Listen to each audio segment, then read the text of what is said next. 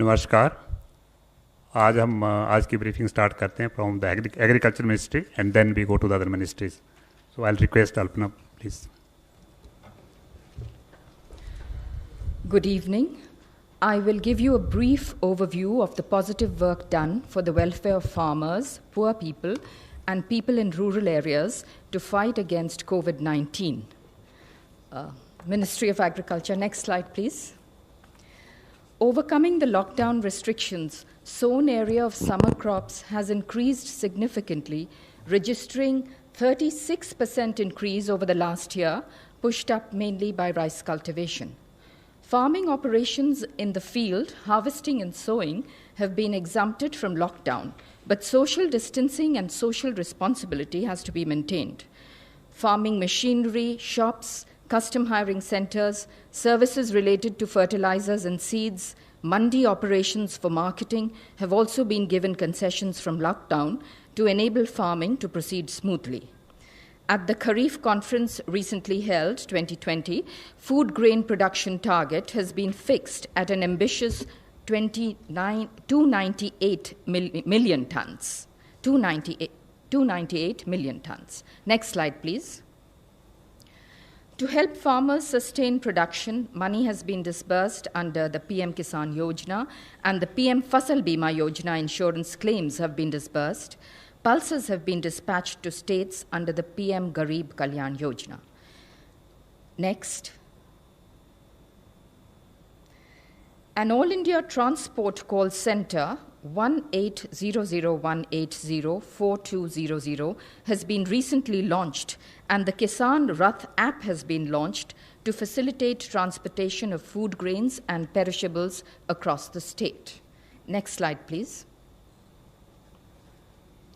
Regarding Ministry of Consumer Affairs, Food and Public Distribution, I would like to inform you that face masks and sanitizers have been brought under the Essential Commodities Act. NGOs have been permitted to buy food grains directly from FCI for relief operations. FCI has moved double the average food grains across the country during the lockdown. Next, please.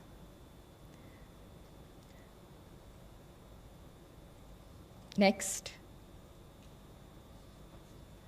Ministries of Rural Development and Panchayati Raj, I would like to inform you that government has hiked the Manrega wages in the wake of COVID-19 pandemic. The average increase is Rs 20. There has been a direct cash transfer to women under the Pradhan Mantri Jan Dhan Yojana account holders under PM Garib Kalyan package. The self-help group women have helped in this effort. The women self-help groups under the NRLM, the National Rural Livelihood Mission, are making protective face covers, sanitizers, soaps, and are running community kitchens in large numbers. Thank you. Thank you, Alpna. Now, the Ministry of Home Affairs, please. गृह मंत्रालय की तरफ से update है। गृह मंत्रालय निरंतर lockdown measures के एनफोर्समेंट को मॉनिटर कर रहा है। जहां भी लॉकडाउन का उल्लंघन हो रहा है, वहां राज्य सरकारों के साथ संपर्क करके उचित कार्यवाही की जा रही है। कल गृह मंत्रालय ने एक बार फिर सभी राज्यों और केंद्र शासित प्रदेशों को पत्र लिखकर राज्यों का ध्यान इस बात पर आकृष्ट किया है कि आपदा प्रबंधन अधिनियम के अंतर्गत जो दिशा निर्देश जारी किए गए हैं, उनमें स्पष्ट रूप से लिखा गया है कि राज्य सरकारें इन दिशा निर्देशों का सख्ती से अनुपालन करेंगी। अपने लोकल एरियाज़ की आवश्यकता अनुसार वे ज़्यादा सख्त कदम उठा सकती हैं, परंतु दिशा निर्देशों को डाइल्यूट नहीं कर सकती, कमज़ोर नहीं कर सकती। गृह मंत्रालय ने उनका ध्यान माननीय सर्वोच्च न्यायालय के 31 मार्च 2020 के आदेश में की गई टिप्पणी की ओर भी आकृष्ट किया है कि सभी राज्य सरकारें, सार्वजनिक प्राधिकारी और देश के नागरिक ईमानदारी और निष्ठा से सार्वजनिक सुरक्षा के हित में भारत सरकार द्वारा जारी किए गए निर्देशों और आदेशों का पालन लेटर और स्पिरिट में करें। यह पत्र इसलिए आवश्यक हो गया था क्योंकि कुछ राज्यों में उन गतिविधियों को भी इजाज़त दी जा रही थी जिनकी गृह मंत्रालय द्वारा जारी किए गए दिशा निर्देशों के अंतर्गत अनुमति नहीं है। गृह मंत्रालय ने कल पत्र लिखकर केरल सरकार द्वारा जारी संशोधित दिशा निर्देशों पर भी अपनी चिंता व्यक्त की है। कुछ गतिविधियों की अनुमति दी गई है उनके द्वारा जो आपदा प्रबंधन अधिनियम 2005 के तहत गृह मंत्रालय द्वारा जारी आदेशों का उल्लंघन है और लॉकडाउन नियमों को भी क्षीण कर रहा है। उनसे अनुरोध किया गया है कि राष्ट्रीय लॉकडाउन नियमों का अनुपालन सुनिश्चित करें। कुछ जिलों में भी लॉकडाउन नियमों के उल्लंघन के कुछ मामले सामने आए हैं जो स्वास्थ्य के लिए गंभीर खतरा पैदा कर सकते हैं। कुछ जिलों में कोविड-19 के संक्रमण की स्थिति गंभीर है या गंभीर होती जा रही है, जैसे राजस्थान में जयपुर, मध्य प्रदेश में इंदौर, महाराष्ट्र में मुंबई और पुणे, पश्चिम बंगाल में कोलकाता, हावड़ा, 24 परगना नॉर्थ, मेदिनीपुर ईस्ट, दार्जिलिंग, जलपाईगुड़ी और कालिम्पोंग। इन चारों राज्यों के प्रभावित जिलों का ऑन द स्पॉट आंकलन करने के लिए आपदा प्रबंधन अधिनियम 2005 के अंतर्गत गृह मंत्रालय ने 6 इंटर मिनिस्टीरियल सेंट्रल टीमों का गठन किया है। ये टीमें अपने निर्धारित स्थान पर पहुंच चुकी हैं। इन टीमों का भारत सरकार के एडिशनल सेक्रेटरी के स्तर के अधिकारी लीड कर रहे हैं। प्रत्येक टीम में 6 सदस्य हैं, जिनमें एक सीनियर पब्लिक हेल्थ स्पेशलिस्ट तथा नेशनल डिजास्टर मैनेजमेंट अथॉरिटी के एक सीनियर अधिकारी भी शामिल हैं।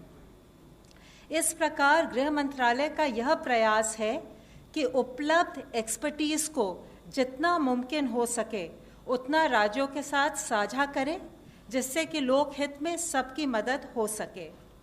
ये टीमें हॉटस्पॉट एरियाज, हेल्थ और मेडिकल इंफ्रास्ट्रक्चर के प्रबंधन और आपदा प्रबंधन के मुद्दों पर राज्य सरकारों का सहयोग करेंगी तथा लॉकडाउन नियमों के अनुपालन के अलावा आवश्यक वस्तुओं की आपूर्ति, सोशल डिस्टेंसिंग के अनुपालन, स्वास्थ्य सुविधाएं, स्वास्थ्य कर्मियों की सुरक्षा, गरीब एवं श्रमिकों के लिए राहत शिविरों की स्थिति आदि पर अपनी रिपोर्ट देंगी। आशा है इन कदमों के साथ हम मिलकर कोविड-19 के खिलाफ अपनी मुहिम में सफल होंगे। धन्यवाद। धन्यवाद। Health ministry representative please. अब तक टोटल 2546 लोग क्योर हो चुके हैं, जो कि हमारी ओवरऑल क्योर परसेंटेज को 14.75% तक लेके जाता है। कल से एडिशनल कंफर्म केसेस देश में 1553 आए हैं, which takes the total number of confirmed cases in the country to 17,265. Last 24 hours में 36 न्यू डेथ्स भी रिपोर्ट हुई हैं। माननीय स्वास्थ्य मंत्री जी ने कोविड-19 मैनेजमेंट की तैयारियों की समीक्षा के तहत कल Rajiv Gandhi super speciality hospital का दौरा भी किया। उन्होंने फ्रंटलाइन वर्कर्स के एफर्ट की तारीफ की, कहा कि आज जो हमारा इंक्रीज रिकवरी रेट आ रहा है वह हमारी क्वालिटी ऑफ केयर को रिफ्लेक्ट करता है। उन्होंने कहा कि लॉकडाउन 2.0 के दौरान लाइफ में डिसिप्लिन लाने से हम लोग रिच डिविडेंड्स पा सकते हैं, जिससे हमें कोविड की लड़ाई जीतने में सफलता मिलेगी। G20 एक इंटरनेशनल फोरम है जिसमें 19 देश और यूरोपियन यूनियन के नेशन मेंबर्स फाइनेंशियल इश्यूज के साथ साथ सोशियो इकोनॉमिक इश्यूज पर भी डिस्कस करते हैं। G20 के मेंबर नेशंस वर्ल्ड का 80% इकोनॉमिक आउटपुट, ग्लोबल पॉपुलेशन 2/3 और 3/4 जो इंटरनेशनल ट्रेड है उसको रिप्रेजेंट करते हैं। उस G20 के स्वास्थ्य मंत्रियों की कल एक वीडियो कॉन्फ्रेंस के द्वारा मीटिंग हुई, जिसमें कोरोना वायरस से निपटने के लिए कोऑपरेशन और कोलैबोरेशन के इशू पर डेलिब्रेट किया गया। माननीय मंत्री जी ने इन टेस्टिंग टाइम्स के दौरान सभी मेंबर स्टेट्स के साथ मिलकर काम करने के लिए भारत के कमिटमेंट को जाहिर किया। उन्होंने कहा कि भारत G20 के देशों के साथ मिलकर वैक्सीन डेवलपमेंट और ड्रग डेवलपमेंट पर काम करना चाहेगा। इसके साथ ही गवर्नमेंट ऑफिसेज के कामकाज के लिए स्वास्थ्य मंत्रालय ने अधिकारियों को एक गाइडलाइंस के द्वारा वायरस के स्प्रेड को रोकने में संबंधित प्रिकॉशनरी मेजर की सलाह दी है। जिसमें बताया गया है कि officials reusable cloth face cover use करें, डिसइंफेक्शन प्रोटोकॉल का स्ट्रिक्ट फॉलो करें, फ्रीक्वेंटली सोप या पानी से हाथ धोएं या फिर हैंड रब या सैनिटाइज़र को यूज़ करें, और ऑफिशियल्स एक दूसरे के बीच में एडिक्वेट डिस्टेंस मेंटेन करें। साथ ही किसी भी जगह पर 5 से अधिक लोगों की गैदरिंग को अवॉइड करना है। डबलिंग रेट ऑफ केसेस, जिसका मतलब है कि कितने दिनों में टोटल केस काउंट डबल हो रहा है, उसको हम अलग अलग इंटरवल्स पर कैलकुलेट करते हैं, और जिसके तहत हमने पिछले 7 दिनों के डबलिंग रेट के बेसिस पे जब कैलकुलेट किया तो देखा कि इंडिया का डबलिंग रेट लॉकडाउन से पहले जो 3.4 था, अब वह इम्प्रूव होकर 7.5 हो चुका है। और इससे संबंधित और भी एक अच्छी न्यूज़ ये है कि अगर हम 19 अप्रैल तक का डेटा लें तो इस नेशनल एवरेज के तहत 18 स्टेट्स में नेशनल एवरेज से बेटर परफॉर्मेंस और बेटर इंप्रूवमेंट नोटिस किया गया है, जिसमें कि दिल्ली में डबलिंग रेट 8.5 डेज है, कर्नाटका में 9.2 डेज है, Telangana 9.4 days, Andhra Pradesh 10.6 days, Jammu Kashmir 11.5 days, Punjab 13.1 days, Chhattisgarh 13.3 days, Tamil Nadu 14 days और बिहार 16.4 डेज। ये जितने राज्य हैं यहाँ पर 20 से कम करीब डबलिंग रेट नोटिस किया गया। इसके साथ ही कुछ राज्यों में 20 से 30 के दिनों में भी डबलिंग रेट नोटिस किया गया, जो उनकी परफॉर्मेंस को दर्शाता है, जिसमें अंडमान निकोबार 20.1 है, Haryana 21 days, Himachal Pradesh 24.5 days, Chandigarh 25.4 days, Assam 25.8 days, Uttarakhand 26.6 days, Ladakh 26.6 days. इसके साथ ही हमारी कुछ स्टेट इवन उनका 30 दिनों से भी ज़्यादा डबलिंग रेट, यानी कि उनकी परफॉर्मेंस, उनका केस मैनेजमेंट में हम इम्प्रूवमेंट नोटिस कर रहे हैं, वह है उड़ीसा और केरला। मैं ये एक बहुत अच्छी हार्टनिंग न्यूज़ के रूप में आप लोगों के सामने प्रस्तुत करना चाहूँगा, और राज्य और जिला स्तर पर जो हमारे कोविड के फील्ड वॉरियर्स काम कर रहे हैं इस विषय में, उनको धन्यवाद देना चाहूँगा। It is however we would also like to point out कि हम एक लड़ाई में हैं, हम एक बैटल में हैं और हम आराम नहीं कर सकते। एक भी दिन की हमारी विफलता या एक भी व्यक्ति की विफलता हमारे इस QA रिजल्ट को, परिणामों को नेगेट कर सकती है, और इसलिए ज़रूरी है कि हम सारी गाइडलाइंस का यूनिफॉर्म इम्प्लीमेंटेशन करें। हमें कुछ और राज्यों से अच्छी खबरें भी आ रही हैं, जैसे गोवा के सभी पेशेंट्स को रिकवरी के बाद हॉस्पिटल से डिस्चार्ज कर दिया गया है। अब गोवा में कोई भी एक्टिव केस नहीं है। इसी तरीके से जैसे कि कल आप लोगों की दृष्टि में लाया था, माही और कोडगू, इन दोनों जिलों में जहां पर कि पिछले 28 दिनों से कोई केस नहीं आया था, उसमें एक और जिला जुड़ गया है, वह है पौड़ी गढ़वाल उत्तराखंड से। साथ ही टोटल 59 डिस्ट्रिक्ट्स हैं 23 स्टेट और यूनियन टेरिटरीज से, जहां पर पिछले 14 दिनों से कोई केस नहीं आया है, जिसमें 6 नए जिले जुड़े हैं। वह हैं डूंगरपुर और पाली राजस्थान से, जामनगर मोरबी गुजरात से, नॉर्थ गोवा गोवा से, गोमती त्रिपुरा से। और इससे संबंधित हम आप लोगों से रिक्वेस्ट करना चाहेंगे कि फिर भी हमें हर तरीके से सतर्क रहने की आवश्यकता है। दूसरे देशों की तुलना में अगर भारत आज इस सिचुएशन को मैनेज करने में प्रयत्न कर रहा है, उसमें जो भी रिलेटिव सक्सेस मिली है, उसका सबसे मुख्य कारण है कि इस लड़ाई में गवर्नमेंट के साथ साथ हर सिटीजन मिलकर लड़ाई लड़ रहा है। कम्युनिटी इन्वॉल्वमेंट, कोऑपरेशन और कम्युनिटी लीडरशिप हमारे मैनेजमेंट का एक मुख्य कारण रहा है। माननीय प्रधानमंत्री जी की अपील के तहत देश का हर नागरिक इस लड़ाई में जुड़कर लड़ रहा है, फिर चाहे वह लॉकडाउन का इम्प्लीमेंटेशन हो या सोशल डिस्टेंसिंग से रिलेटेड बिहेवियर चेंज हो, कंटेनमेंट जोन में लॉकडाउन का स्ट्रिक्ट इम्प्लीमेंटेशन हो, कॉन्टैक्ट ट्रेसिंग और सर्वेलेंस से हम हेल्थ वर्कर्स का सहयोग करते रहें, और हर तरीके से फील्ड स्थाई पर पेशेंट मैनेजमेंट पर फोकस कर हम मॉर्टैलिटी को अवॉइड करें, यह हमारा प्रयत्न होना चाहिए। आज जब हम कुछ प्रांतों में रिलैक्सेशन प्रोवाइड कर रहे हैं, तो ज़रूरी है कि हम सोशल डिस्टेंसिंग के नॉर्म्स का पूर्णतः पालन करें, ताकि जो कोविड के केसेस कुछ जिलों में, कुछ राज्यों में कम हो रहे हैं, वे और भी कम हों, और जो ज़िले ग्रीन जोन में चले गए हैं, वहाँ पर हम सबकी रिस्पॉन्सिबिलिटी है कि वह ज़ीरो केस की स्थिति में ही बने रहें। हम सभी को पता है कि इस बीमारी की कोई अभी तक वैक्सीन नहीं है। इसकी अब केवल एक ही वैक्सीन है जो हमें सबसे ज़्यादा इफेक्टिव सपोर्ट करती है, वह है सोशल वैक्सीन यानी social distancing.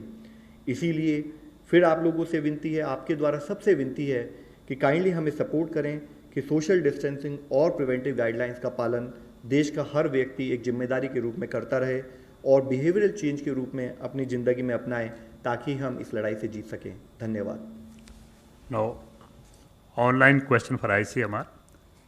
The rapid antibody tests have come under scanner world over for quality issues. Did ICMR conduct batch-wise quality tests before dispatching them to states, as certain states have raised concern about their quality? ये जो rapid test हैं, जैसा मैंने बोला, सारे दुनिया में कहीं भी उसको इंडिविजुअल के डायग्नोसिस के लिए इस्तेमाल नहीं करते, क्योंकि अभी भी एक चीज़ कायम है कि इस विषाणु के खिलाफ एंटीबॉडी जो डेवलप होती है, वो एंटीबॉडी कितनी पावरफुल होगी, वो इम्यून रिस्पांस का द्योतक होगी क्या, इसका कहीं पता नहीं है। ऐसे रहते हुए भी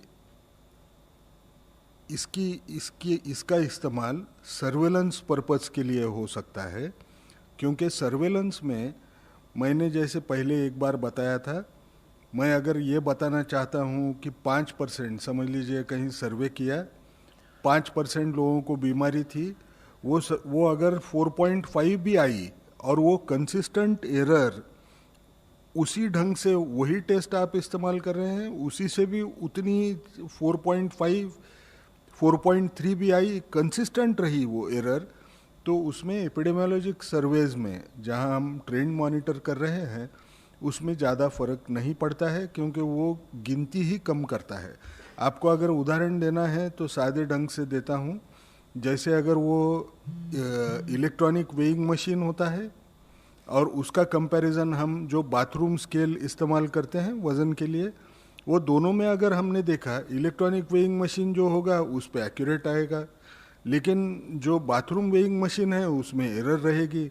लेकिन अगर वज़न देखना है तो हमको 100 ग्राम से फ़र्क आया क्या, इससे हमको कोई फ़र्क नहीं पड़ता। जब हम वज़न 60-70 किलो का देख रहे हैं, वो थोड़ा कम ज़्यादा इधर उधर हुआ तो भी चल जाता है। इसकी ये तो पहली बार टेस्ट आई है हमारे यहाँ, तो एक ही बैच जो आई है तो वो सवाल तो उठेगा नहीं। ये सारी टेस्ट जो एंटीबॉडी टेस्ट आई हैं उनकी ये CE-IVD अप्रूव्ड हैं, इनको टेस्ट किया गया था कि ये उसकी जो सेंसिटिविटी स्पेसिफिसिटी क्लेम्ड है वो उसके कॉन्फिडेंस के रेंज में है क्या करके, उसमें वो ठीक पाई गई। हमको जो दूसरी एक ये मिली है कि वेस्ट बंगाल में कुछ टेस्ट जो BGI किट करके माना जाता है, RT-PCR किट, वो RT-PCR किट बराबर काम नहीं कर रहा है, ऐसे हमको एक ग्रीवेंस मिला। वो ग्रीवेंस के तरफ देखते वक्त 2-3 चीज़ें हमको याद रखना है कि ये BGI kit US FDA approved है, उसके क्वालिटी स्टैंडर्ड्स काफ़ी अच्छे हैं। सिर्फ इसमें एक प्रॉब्लम है कि ये जब किट हमको रखना है तो उसको 20 डिग्री के नीचे टेम्परेचर रहना चाहिए। 20 डिग्री के अगर ऊपर गया तो वो टेस्ट रिजल्ट्स बराबर नहीं आ सकते हैं। तो जो कंप्लेंट थी वो कंप्लेंट ये थी कि कुछ लोगों की रिपीट टेस्ट करना पड़ा, क्योंकि सारे लाइट अप नहीं हो रहे हैं, उसके साथ कंट्रोल जो रहते हैं वो। ये कब होता है, कभी कभार टेक्नीशियन जब वो काम करेगा, ज़्यादा सैंपल नहीं रहे तो उसके स्ट्रिप्स निकाल के उसको और एक बार रन करता है दूसरे टेस्ट को करने के लिए। जब वो वैसे करने जाएगा तो उसने वो कहाँ किट रखा था, वो क्या रूम टेम्परेचर पे छोड़ के उसने फिर टेस्ट करने की कोशिश की, उसके ऊपर वो आमादा होगा। लेकिन हमने वेस्ट बंगाल गवर्नमेंट को भी बताया है कि जो NIV में हम किट इस्तेमाल करते हैं वो किट तकरीबन 10,000 टेस्ट के लिए काफ़ी हैं। वो नाइसेड में हैं कलकत्ता में, वो हम उनको टेम्पररी वो क्राइसिस टाइड ओवर करने के लिए दे रहे हैं। Mr. Sunil Prabhu, NDTV.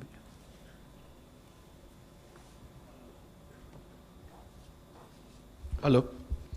To the MHA, there has been some negative reactions from states like West Bengal about the spirit of federalism, about the ICMT teams which have been sent. I know the guidelines of the National Disaster Management Act and why you have sent those teams. But state some misgivings, as well as the fact that you're using and not an order, but a direction which has been said in a Supreme Court judgment. There's a big difference. Even Supreme Court judges have pointed out that that cannot be seen as an order. It's only a direction. But you have said we see it as a direction. Whatever is being said, the observations should be read as directions. And to ICMR, what is the issue about the fact that asymptomatic people are turning positive? How do you respond to that? Asymptomatic people turning positive यानी positive आदमी asymptomatic दिखा, ऐसे आपको कहना है ना? Asymptomatic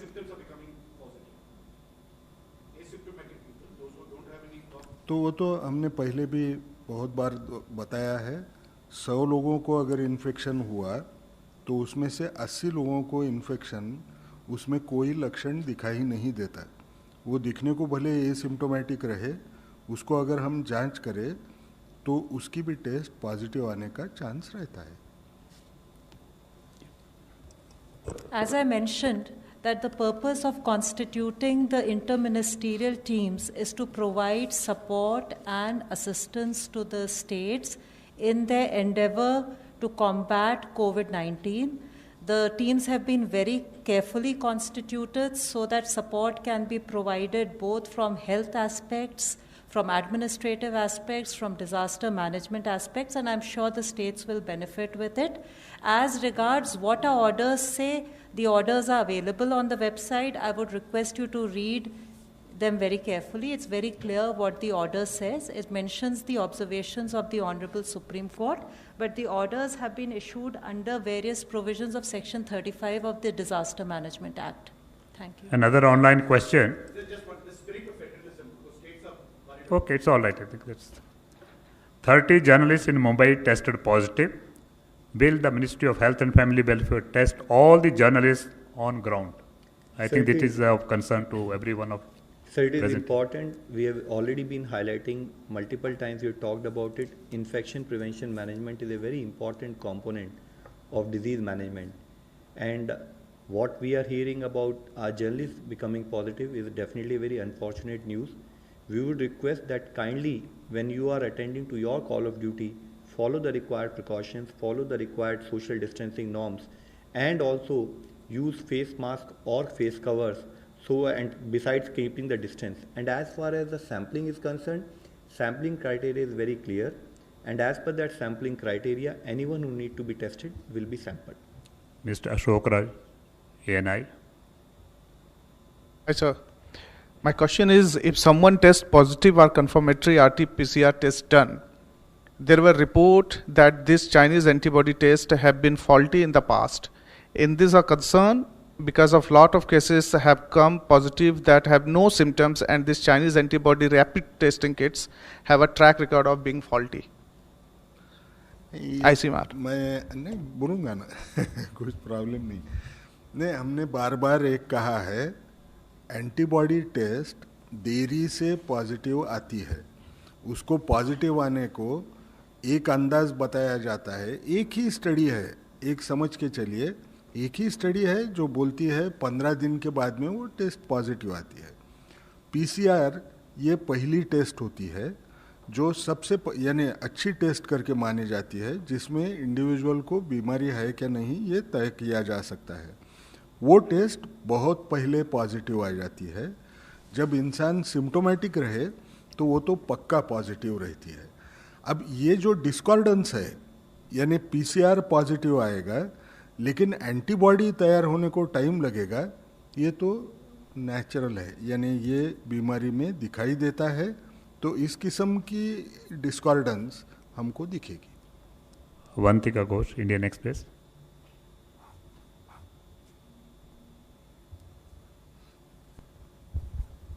Sir, I have two questions. One is for the Health Ministry and one is for ICMR.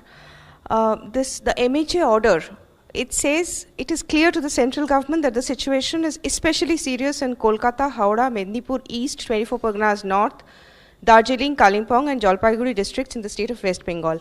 So I would like to know what is the situation health-wise, what are the circumstances that necessitated this? And to ICMR, sir, if 80% of our cases are of all COVID cases are asymptomatic, then isn't it time that we revise the testing strategy and remove all those symptomatic? Because except in hotspots, all the people and except for the asymptomatic contacts, you're testing everybody when they are symptomatic. So is it time to revise that strategy? Ma'am, we've been highlighting that when we identify which are the areas which are our areas of concern, there are primarily two major criteria. One is in some places if higher number of cases are noted. Second is also the fact where rate of growth of the cases or the doubling is high or the doubling rate is low. So these become our primary criteria to identify where we need to have effective intervention so as to ensure that those areas do not lead to larger number of cases further. Mr. Rajat, News X. हाँ दे देता हूँ। एक चीज़ हमको समझना है, मैंने जैसे बोला कि RT-PCR टेस्ट ज़्यादातर इंसान सिम्टोमेटिक हुआ उस टाइम पे पॉजिटिव आती है। इंसान को सिम्टोमेटिक होने के लिए भी वक्त लगता है, ठीक है। इसका मायना क्या है, मैंने उसको जब मैं वो एसिम्टोमेटिक रहेगा उस टाइम पे ये टेस्ट का पॉजिटिव आने का चांस उतना ही कम होते जाएगा जितना वो इन्फेक्शन के कितना नज़दीक है उसके ऊपर वो रहेगा। अब रहा सवाल कि क्या इसकी वजह से, अब ये टेस्ट के लिमिटेशंस हैं। मैं जैसे बार बार एक कह रहा हूँ कि कुछ चीज़ें गिवन है, ये नई बीमारी है, ये बीमारी को समझने की जब लोग देख रहे हैं उस बीमारी की तरफ, उसी वक्त इंटरवेंशन भी करना, इतना ही तेज़ी से करना ये ज़रूरी बन रहा है। जो है उसको समझ के जितना कर सकते हैं उतना कर रहे हैं। रहा सवाल अभी इस हमने गाइडलाइंस बदलना चाहिए क्या। जैसे मैंने बोला, जितने आप इन्फेक्शन के टाइम पॉइंट के नज़दीक जाएंगे उतना ये टेस्ट पॉजिटिव आने का चांस और कम होते जाएगा। सिम्टम्स जब रहते हैं उस वक्त ये टेस्ट पॉजिटिव आती है।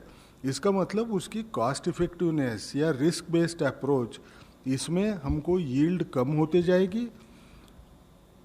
इसको अभी बदलना चाहिए क्या, ये सोचना भी शायद अभी मैं बोल नहीं पाऊंगा। क्या मैं ऐड करना चाहूँगा इस विषय में। जैसे कि डॉक्टर साहब ने बताया है, एक्चुअली अराउंड 80% केसेस या तो एसिम्टोमेटिक या माइल्ड सिम्टम्स के साथ पाए जाते हैं। जो वर्ल्ड वाइड हम लोगों ने इसको एनालिसिस किया है, अराउंड 15% केसेस हैं जो सीवियर केसेस में कन्वर्ट होते हैं, जिनको हो सकता है कि ऑक्सीजन सपोर्ट की ज़रूरत पड़े, और 5% केसेस जो होते हैं वो क्रिटिकल केसेस में कन्वर्ट होने के चांसेस होते हैं। तो जो हमारा टेस्टिंग क्राइटेरिया है वो काफ़ी डिटेल्ड है। अगर आप देखें उसमें सिम्टोमेटिक कॉन्टैक्ट्स जो कि लैब कन्फर्म केसेस के या हेल्थ केयर वर्कर्स हैं जो सिम्टोमेटिक हैं, और साथ में एसिम्टोमेटिक अगर वो डायरेक्ट या हाई रिस्क कॉन्टैक्ट होते हैं किसी कन्फर्म केस के, उन दोनों का भी प्रोविज़न किया गया है। तो अभी जो हमारा testing criteria it takes into account the point आपने मेंशन किया है, और साथ में ये हमारे जो सैम्पलिंग क्राइटेरिया है वो सीवियर एक्यूट रेस्पिरेटरी इलनेस पर भी फोकस करते हुए भी उनकी भी टेस्टिंग करता है। मैं ही भूल गया ये वर्ड, लेकिन हाई रिस्क एरिया में हमने even ILI influenza like illness यानी एकदम माइनर इलनेस को भी जांच करने के लिए रखा है। अब इससे आगे कहाँ तक जा सकते हैं ये तो टाइम बताएगा, जैसे बीमारी और या टेस्ट सुधरेगी। Last question mister Madhurendra, news nation.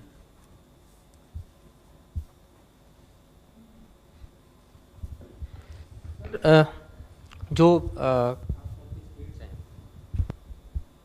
Hello प्रदेश की हम बात करें तो यहाँ पर ये देखा जा रहा है कि लगातार केसेस बढ़ते जा रहे हैं। हम तबलीगी जमात की तो लगातार चर्चा करते रहे हैं कि 23% अप्रॉक्स उनका कंट्रीब्यूशन है, लेकिन इन स्टेट्स में क्या कहेंगे, महाराष्ट्र में खासतौर पे, गुजरात, राजस्थान, तमिलनाडु में और मध्य प्रदेश में क्या रीज़न रहे कि यहाँ पर लगातार केसेस बढ़ते रहे और मेजर कॉज क्या रहा? दूसरा सवाल सर इसी में मैं जानना चाहूँगा कि चूँकि 80% कैरियर एफर्ट कर रही हैं, इसी तरह हमारी टीम्स जितने भी स्टेट्स में ज़्यादा केसेस पाए जाते हैं तो उनके साथ भेजते हुए, उनके साथ डिस्कस करते हुए कैसे स्ट्रेटेजाइज किया जाए, हम उस पर काम करते हैं। इससे पहले भी हम लोगों ने कई बार इस पर डिस्कस किया है कि अगर हमारे पास केसेस आते हैं तो हम उसको 2 पार्ट में डिवाइड करते हैं, या तो हम उसे क्लस्टर मानते हैं या मल्टीपल क्लस्टर यानी कि एक लार्ज आउटब्रेक के तहत ट्रीट करते हैं। और उन जो हमारे क्लस्टर या लार्ज आउटब्रेक के हिसाब से ट्रीट करते हैं, जो हमारा प्रोटोकॉल होता है वो स्टेट के साथ डिस्कस करके, फील्ड एडमिनिस्ट्रेशन के साथ डिस्कस करके उसको कंटेनमेंट के एफर्ट्स किए जाते हैं। और जो इशू आपने बताया, वाइल डॉक्टर गंगा खेड़कर साहब will further this thing in that, मैंने इससे भी पहले आपको बताया कि 80% केसेस एसिम्टोमेटिक नहीं होते, 80% केसेस एसिम्टोमेटिक और माइल्ड सिम्टम्स के साथ होते हैं, तो हम उनको ट्रैक कर सकते हैं। और रही बात इसकी कि कैसे हम उन लोगों से बचें, तो इसमें इशू ये होता है कि जब आप एक केस को एनालाइज करते हैं तो आप देखते हैं उसकी कोई कॉन्टैक्ट हिस्ट्री या कोई ट्रैवल हिस्ट्री तो नहीं है, और उसके बेसिस पे साथ में उसके क्या जो डिजीज़ के सिम्टम्स हैं या उसके contact history, you can always make a clinical assessment कि आपको किसकी टेस्टिंग करनी है और किसको होम क्वारंटाइन या फैसिलिटी क्वारंटाइन सजेस्ट करना है। Thank you friends, thank you very much. इसमें सिर्फ 2 लाइन ऐड करता हूँ जो लव अग्रवाल साहब ने आपको बताई। हर पॉजिटिव इंसान को हम आइसोलेट करने का तो बोलते हैं, सिम्टोमेटिक होगा एडमिट करना है तो एडमिट करने की बात करते हैं, ये स्टैंडर्ड अप्रोच होता है। हाँ, कोई इन्फेक्शियस डिसीज जो रेस्पिरेटरी मोड में का है, अगर ट्रांसमिशन होने का चांस है तो उसको अलग से करो।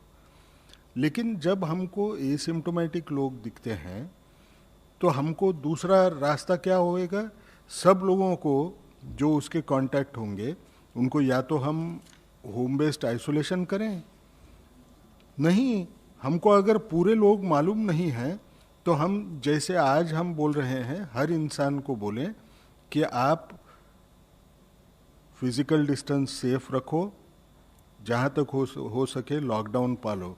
इसमें क्या एक अंदाज़ आ रहा है कि जो भी होगा, सिम्टोमेटिक होगा या एसिम्टोमेटिक होगा, वो एक दूसरे से वो इतने नज़दीक नहीं आए जिससे ये ट्रांसमिशन हो पाए। Thank you. Subscribe to Nation Next YouTube channel and press the bell icon to get regular updates from Nation Next. Also like Nation Next Facebook page and follow us on Instagram and Twitter.